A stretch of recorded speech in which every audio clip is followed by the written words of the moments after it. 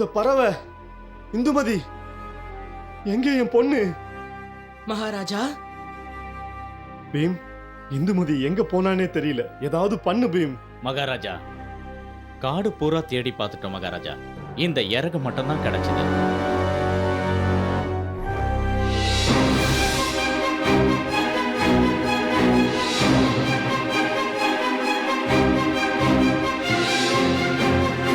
Beam, இது அந்த பறவையோட இறகுதான்.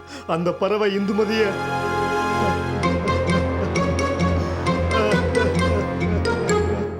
மகாராஜா, நான் இளவரசியை கண்டிப்பா திரும்ப கூட்டிட்டு வரேன். இது கோட்டக்பூருக்குள்ளதான் இருக்கணும் மகாராஜா. அதாவது அந்த பறவை காட்டுக்குள்ளதான் இருக்கணும்.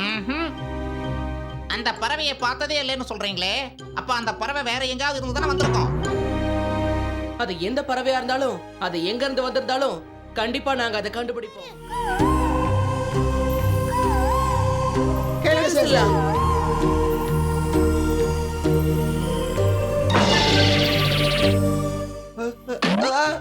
இத பின் தொடர்ந்து போனா ராஜகுமாரியை கண்டுபிடிச்சிடலாம்.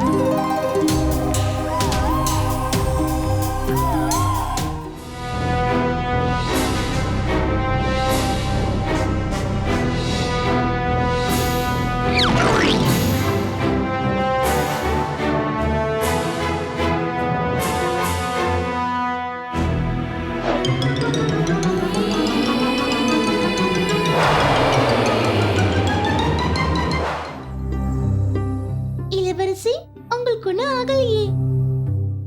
இளவரசி, நாங்க உங்களை வீட்டை கூட்டிட்டு போலான்னு வந்திருக்கோம்.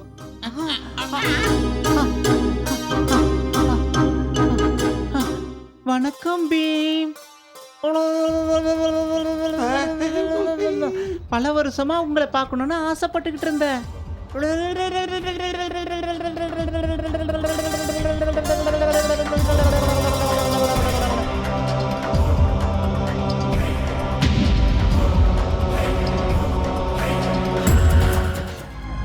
இருள போகுது.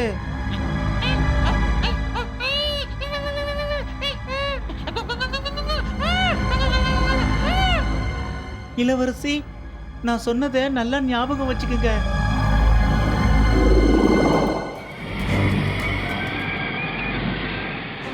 வந்துட்டேன்.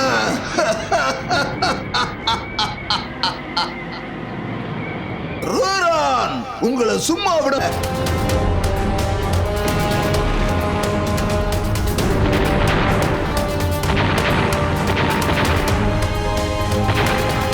ரோரான் கண்டிப்பா ஜெயிப்பான்.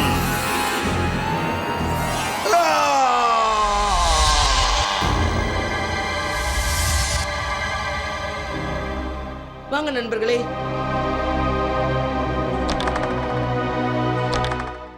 நீங்க என்ன பேசுறீங்கன்னு எனக்கு புரியலையே. ராத்திரியில நாங்க எல்லாரும் மறைஞ்சு போயிடுவோம்.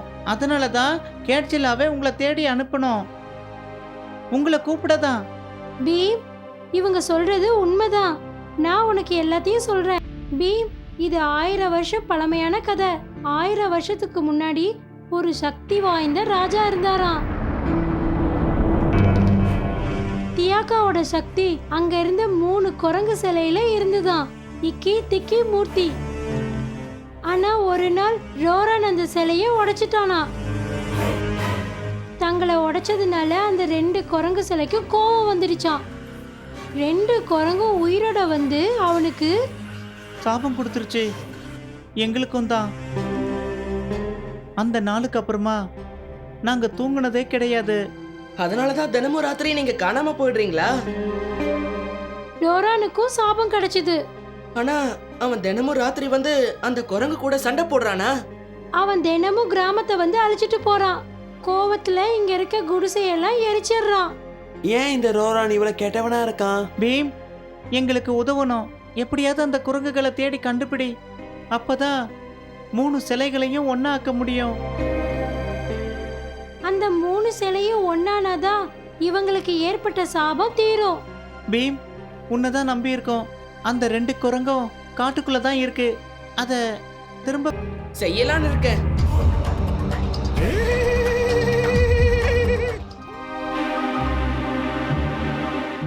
ஐயா, ஐயா, பீமும் அவனோட நண்பர்களும் அந்த இடத்துல இருந்து காண போயிட்டாங்க. ஆமாயா, காட்டுக்குள்ள எங்கேயோ அவங்க ஒளிஞ்சுக்கிட்டாங்க. நான் தானே சொன்னேன் ஒளிஞ்சிக்கிறது ரொம்ப அவசியம்னு. நான் சொன்னதை எனக்கே கற்றுக் கொடுக்குறாங்களா? பீம், எங்க நிலைமையை நான் உனக்கு எவ்வளவு தெளிவா எடுத்து சொன்னேன்.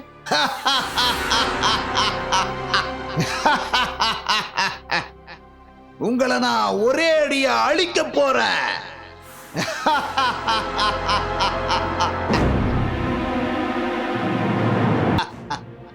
பீம், நான் இன்னைக்கு இந்த குரங்க கண்டிப்பா எடுத்துக்க போறேன். அதுக்கு வாய்ப்பே இல்ல ரோரான்.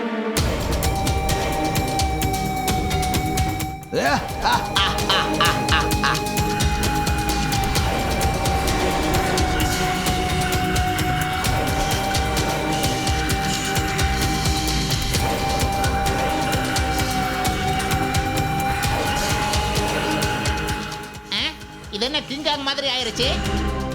உன்னால என்ன தடுக்கவே முடியாது பீம்.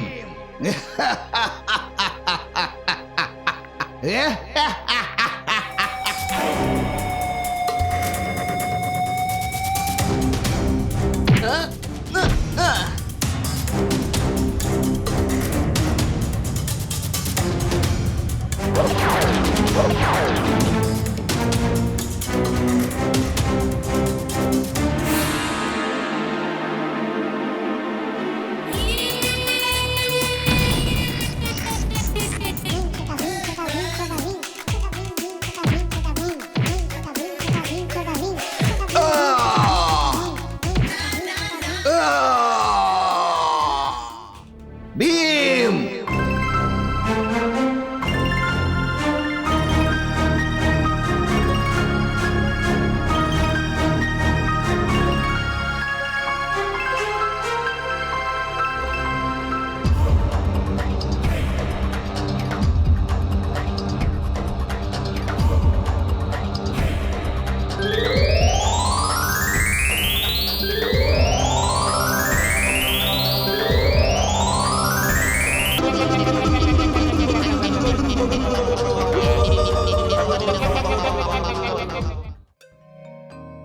நான் எட்டி பார்த்தேன். தூரத்துல எனக்கு இந்த மாமரம் கண்ணுல பட்டுது. இது அதிசய மரம் தான். நான் ஒரு மந்திர மரம். என் மரத்திலிருந்து ஒரு பழத்தை சாப்பிடுங்க, உங்க ஆசை நிறைவேறிடும். வாங்க சாப்பிடுங்க. என் ஆசைய சொல்லட்டுமா? நான் காத்த மாதிரி வேகமா பறக்கணும். நான் குட்டி பறவைகள் மாதிரி பறக்க ஆசைப்படுறேன். உலகத்துல இருக்கிற பலசாலியை விட நான் 10 மடங்கு அதிக பலசாலி ஆகணும்னு நினைக்கிறேன். என்னுடைய ஆசையை நிறைவேத்துங்க.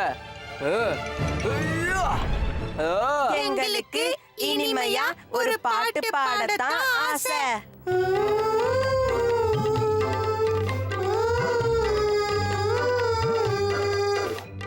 உண்மையிலேயே இது ஆச்சரியமா இருக்கு. வாங்க பழம் சாப்பிடுவோம். அட, என்ன நடக்குதுங்க? அது ஏன் வீடு. இங்க இருந்து போயிடு. வாய மூடு. அது என்னோட வீடு தான். நான் தான் உன்னை விட அழகா இருக்கல. என்னது? நான் தானே அப்படி இருக்கணும்னு ஆசைப்பட்டேன். டோலக்பூர் மக்கள் எல்லாரையும் ஏமாத்துறதுக்கு தான் அந்த சோனியக்காரி இந்த மரத்தையே உருவாக்கி இருக்கா. இப்ப உனக்கு எல்லாமே புரிஞ்சிடுச்சு பீம். யாரெல்லாம் பழத்தை சாப்பிட்டாங்களோ அவங்க ஆசையெல்லாம் முதல்ல நிறைவே. மரியாதையா எல்லாரையும் பழைய நிலைமைக்கே மாத்திடு. அது முடியாது பீம், ஒருபோதும் முடியாது. இப்ப நான் தான் டோலக்பூரோட மகாராணியா மாற போறேன். வரட்டா?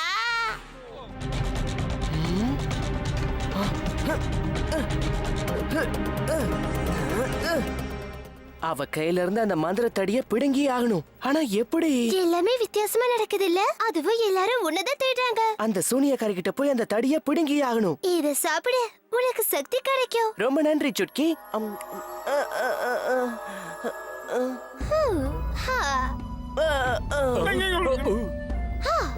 இப்ப நீயும் இந்த மாம்பழத்தை சாப்பிட்டுட்ட பீம். இப்ப உன்னோட சக்தியையும் நீ மொத்தமா இழந்துட்ட. வீரர்களே,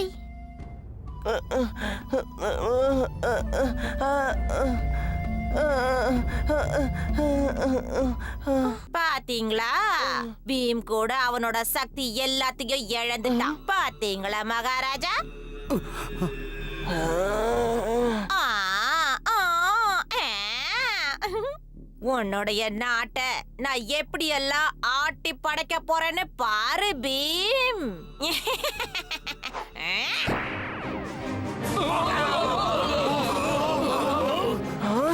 நான் தான் இந்த நாட்டோட ராணி, மகாராணி. என் இஷ்டப்படிதான் நடந்துப்பேன். அது நடக்காது. பீம், ஒரு விஷயத்தை நீ மறக்கற. உன்கிட்ட இருந்த சக்தி எல்லாம் போயிடுச்சு. வீரர்களே, என் உண்மையான சக்தியை இப்பதான் பார்க்க போறேன். சுட்கி, என்ன இது? அவன் மாம்பழம் சாப்பிடுற மாதிரி நடிச்சான். அப்பதானே உன்னை பிடிக்க முடியும். உன்னோட மந்திர தந்திரம்லாம் எங்க 2 பேரோட நட்பை பிரிக்கவே பிரிக்காது. நீ என்ன ஏமாத்திட்ட. உன்னால இனி தப்பிக்க முடியாது.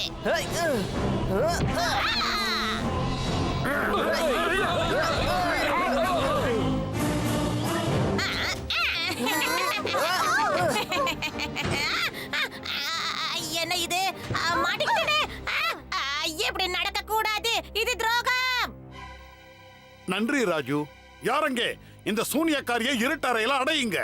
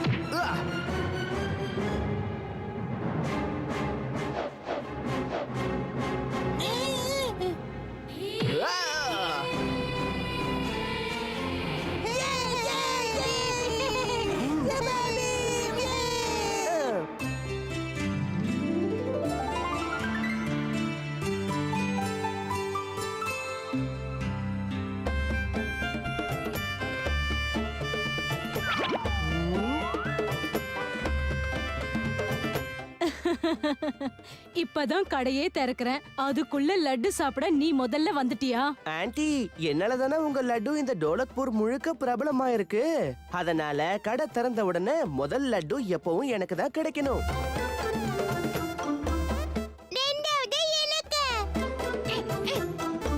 மூணாவது எனக்கு. கொடுங்க கொடுங்க. நீங்க 3 பேரும் இங்கதான் இருக்கீங்களா? உங்களுக்காக நான் மறுத்தடியில ரொம்ப நேரம் காத்துட்டு இருந்தேன். நாளைக்காக நாம நிறைய விஷயங்களை தயார் பண்ணணும். மறந்துட்டீங்களா? அது நாங்க இங்க வந்துட்டு தான் இருந்தோம் சுட்கி. இந்த பீம் தான். பீமால தான் எங்களுக்கு லேட் ஆயிடுச்சு. என்னது? என்னலையா? பீமே லட்டு தவிர வேற எதையுமே யோசிக்கிறது இல்லப்பா. சுட்கி கிட்ட மன்னிப்பு கேளு பீம். எல்லாம் தயாராகலனா நாளைக்கு எல்லார் முன்னாடியும் என்ன பண்ணுவோம்? ஆஹா. அது சரி, நீங்க எல்லாரும் எதை தயார் பண்றத பத்தி பேசிட்டு இருக்கீங்க? நீங்க மறந்துட்டீங்களாமா? நாளைக்கு தேதியில தானே பீமும் கிருஷ்ணாவும் சேர்ந்து கிருமாடாவை அழிச்சாங்க. நாங்க அந்த நாளை மறக்காம இருக்கிறதுக்கு தான் இந்த நாடகத்தை போட்டுட்டு இருக்கோம். தீய சக்தி எவ்வளவு பெருசா இருந்தாலும் நல்ல சக்திக்கு முன்னாடி அதை தலை வணங்கி தான் ஆகணும். இதத்தான் நாங்க புரிய வைக்க போறோம். அப்படின்னா உங்கள யாரு கிருஷ்ணனா நடிக்க போறாங்க?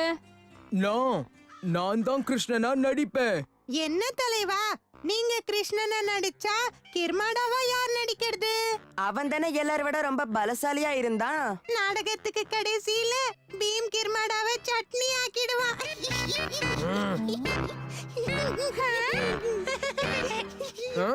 இப்போ நீ என்ன சொன்ன?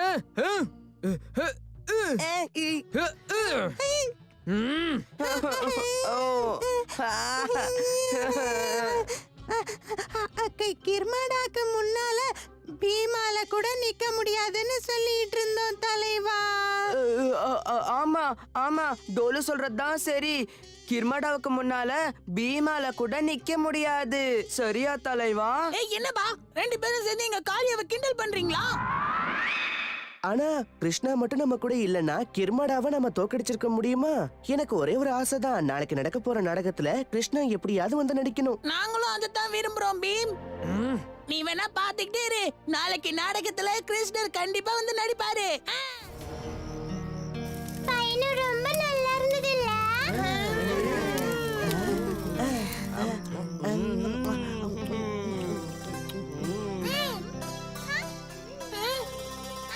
வேணும்னா எடுத்துக்க. இந்தா.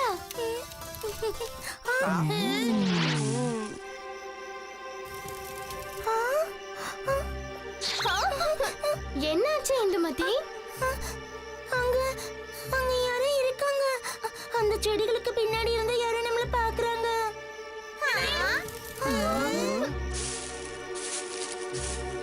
அட பூனை இல்லனா நாய்க்குட்டியா இருக்க போகுது, அவ்வளவுதானே. பயப்படாதீங்க. காளியா?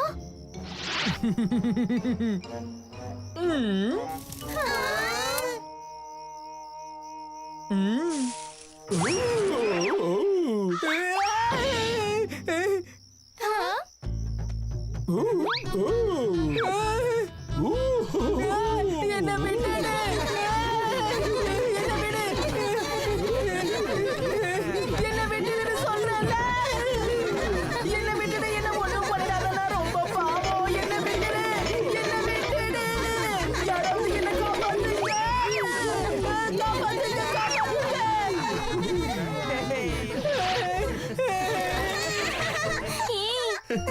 எல்லாம் நாங்க பாருங்க, நம்ம சந்தா மாமா பார்க்க ரொம்ப அழகா இருக்காரு. சந்தா மாமாவை பார்க்கிறான், நம்மளை அன்புடன் பார்க்கிறான். சந்தோஷமா இருக்கா? சந்தா மாமா சந்தா மாமா பார்க்கிறான். எவ்வளவு அழகா சிரிக்கிறான் பாருங்க. சந்தா மாமா.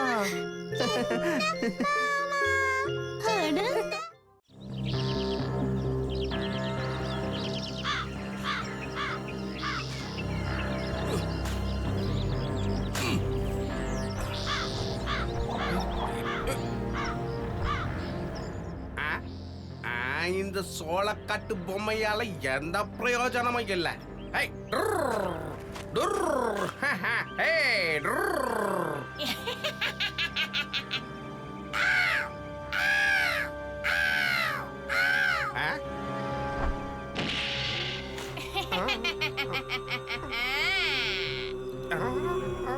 என்ன பயமுறுத்துறியா? இப்ப நான் உங்க எல்லாரையும் எப்படி பயமுறுத்துறேன்னு பாரு.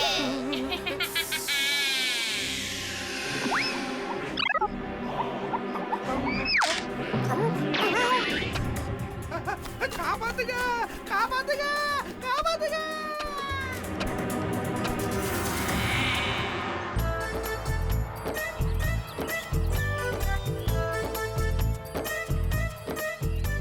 இத பாரு பீம், இந்த பம்பரம் டான்ஸ் ஆடிக்கிட்டே சுத்துது.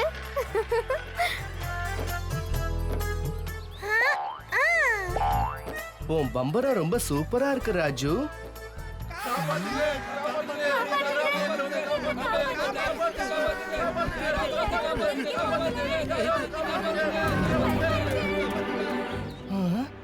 இங்க என்ன நடக்குது?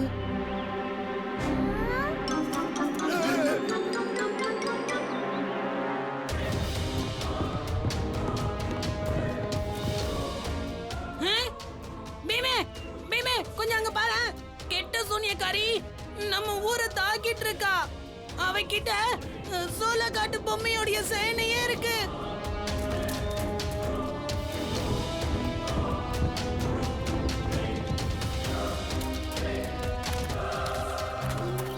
அங்கேயே நில்லு.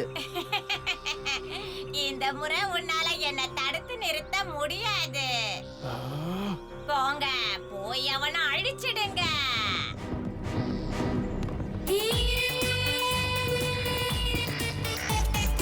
பீமின் குட்டி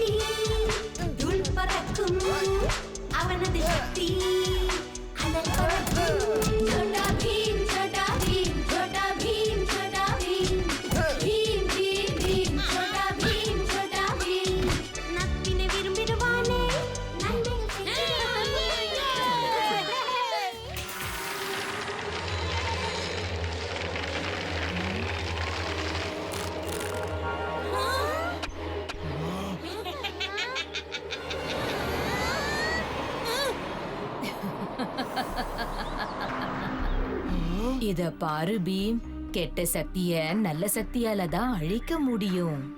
அப்படி அழிச்சிட்டாலே போதும், எல்லா பிரச்சனையும் தீர்ந்து போயிடும். இந்த கதையால அதுங்கள அழிச்சிடு. அதுங்க மறுபடியும் உன்னை தாக்க வராது. உங்களுக்கு எப்படி நன்றி சொல்றதுனே தெரியல.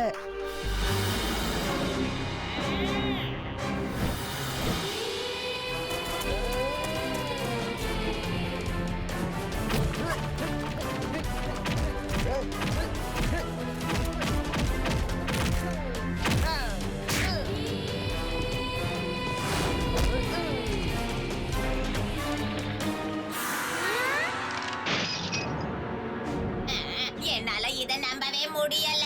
இதுங்க இப்படி அழிஞ்சிடும்னு நினைச்சு பார்க்கல. நீ கொண்டு வந்த சேனைய நான் அழிச்சிட்டேன். இப்போ உன்னை என்கிட்ட இருந்து யாராலையும் காப்பாத்த முடியாது. நான் உன்னை விட மாட்டேன். நான் நிச்சயமா திரும்ப வருவேன்.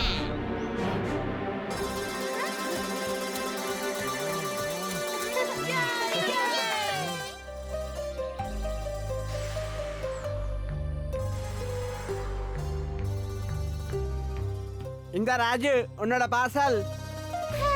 அடடா, இந்த காம்பஸ் உண்மையிலேயே நமக்கு உதவியா இருக்கும். இதுல ஒரு முள்ளு தெரியுதுல, அந்த முள்ளு எப்பவுமே வடக்கு பக்கத்தை தான் காட்டும். அப்படியா? இது கையில இருந்தா நம்ம தொலைஞ்சு போகவே மாட்டோம்.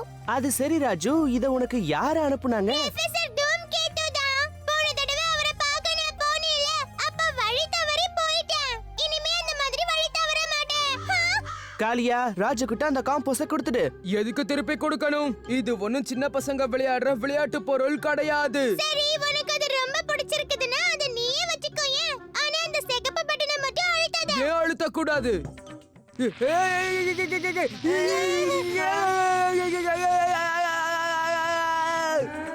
காளியா, எப்படி இருந்தது? சரி, உன்கிட்டயே வச்சுக்க.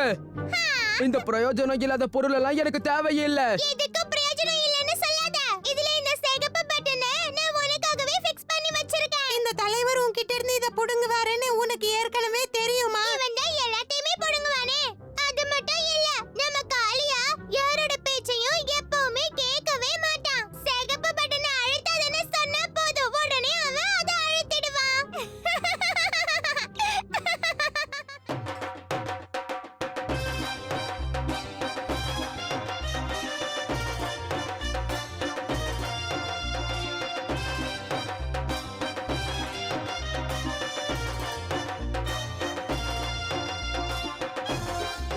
இங்க பாத்தியா பே, கண்காட்சியில எவ்வளவு கடைகள் இருக்கு. நிறைய மக்கள் வந்திருக்காங்க. பார்க்க நல்லா இருக்குல்ல?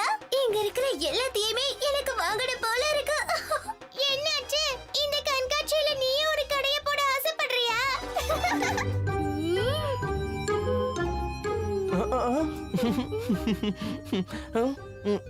அட என்ன ராஜு, நீ எதுக்காக இப்படி எல்லாம் பேசுற? பீம், அனாவசியமா கடைய சுத்தி பார்த்துட்டே இருந்தா நமக்கு போர் தான் அடிக்கும். வா, அந்த ஜெயிண்ட் வீல்ல போய் உட்காரலாம். உனக்கு போடணும்னா நீ போய்க்கோ. நான் இங்க இருக்கிற துணிமணிகளையும் எனக்கு பிடிச்ச வளையல்களையும் வாங்க போறேன். வாங்க வாங்க, என்ன வாங்கணுமோ வாங்கிக்கா. நாங்க ஜெயிண்ட் வீல்ல விளையாடிட்டு தான் வருவோம். நல்ல ஜாலியா சுத்த போறோம். அங்கதான் ரொம்ப ஜாலியா இருக்கும். இங்க போர் அடிக்கும்.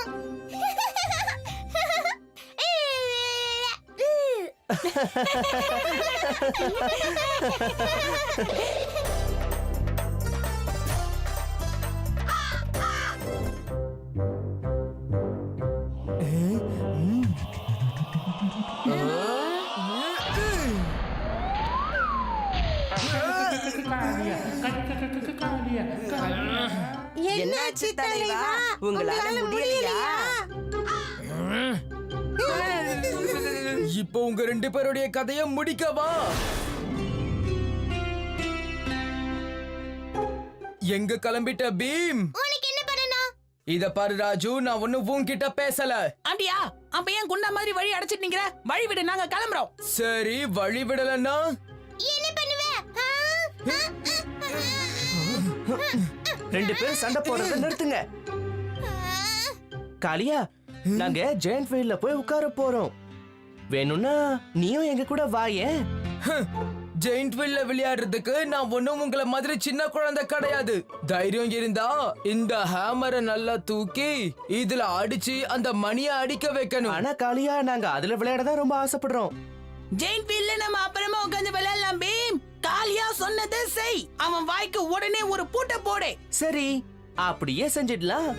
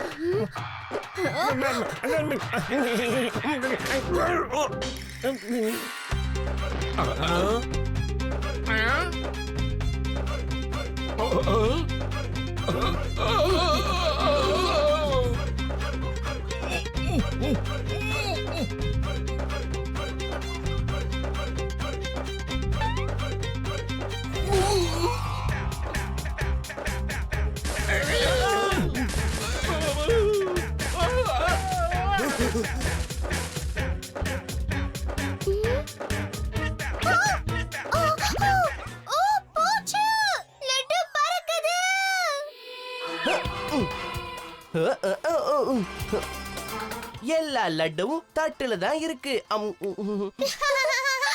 ரொம்ப நன்றி பீம். அட பிரமாதமா லட்டுவா புடிச்சிட்டான். எப்படி அப்படி எப்படினே. ஆனா நீ தானே டயரை உருட்டிக்கிட்டே வந்து லட்டு தட்டை தள்ளி விட்ட, சரிதானே? என்ன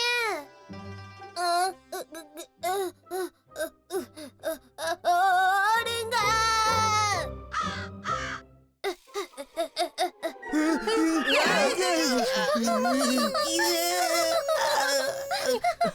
பீம் சுட்டி, இங்க இருக்கீங்களா? நீங்க ரெண்டு பேரும் இங்க இருக்கீங்க, ஆனா நானும் அட இது என்ன காலங்காத்தாலேயே காளியா அவனுடைய இடுப்புடிங்களை கீழே போட்டு சப்பாத்தி மாவு பரட்டுறான். பாவம் டோலு போலு. காளியா கூடவே சுத்துறதுனால அவங்களோட நிலைமை கொஞ்சம் பாரு. இனிமையாவது அவங்க திருந்தட்டும். ரொம்ப ஓவரா பேசாத. வந்து ஒண்ணு மூஞ்சி மேலேயே விட்டேன்னா 32 பல்லும் செதறிடும். நீங்க சொல்றது நடக்குமான்னு தெரியாது. ஆனா தலைவா, நீங்க எங்க மேல விழுந்ததுல எங்க 32 பல்லும் ஆடி போச்சு தெரியுமா?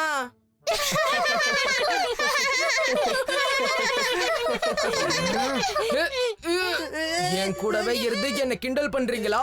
எனக்கு இதெல்லாம் தெரியாதுன்னு நினைக்கிறீங்களா? அப்படி இல்ல, அப்படி இல்ல தலைவா. உங்கள மாதிரியே நாங்க ரெண்டு பேரும் இறந்துட்டா எங்களையும் கிண்டல் பண்ணுவாங்கல்ல, அதனாலதான். விடு காளியா, பாவம் சின்ன பசங்க. ஆமாமா, பாவம் உனக்கு எடுபடி வேலை செஞ்சு அவங்க ரெண்டு பேரும் ரொம்ப கஷ்டப்பட்டுட்டு இருக்காங்கல்ல. ஏய் ஜக்கு, ஓவரா போய்கிட்டு இருக்க. நீயே இவங்கள பத்தி கவலைப்படுற. உன் வேலைய பாத்துக்கிட்டு போ. உனக்கு வேற வேலையே இல்லையா? எப்படி இருந்தது? ஓவரா போய்கிட்டு இருக்க. நீயே இவங்கள பத்தி கவலைப்படுற. உன் வேலைய பாத்துக்கிட்டு போ. உனக்கு வேற வேலையே இல்லையா? இப்பதான் ஞாபகம் வருது பீம். உன்னை மகாராஜா அரண்மனைக்கு கூப்பிட்டு இருக்காரு. வாங்க வாங்க.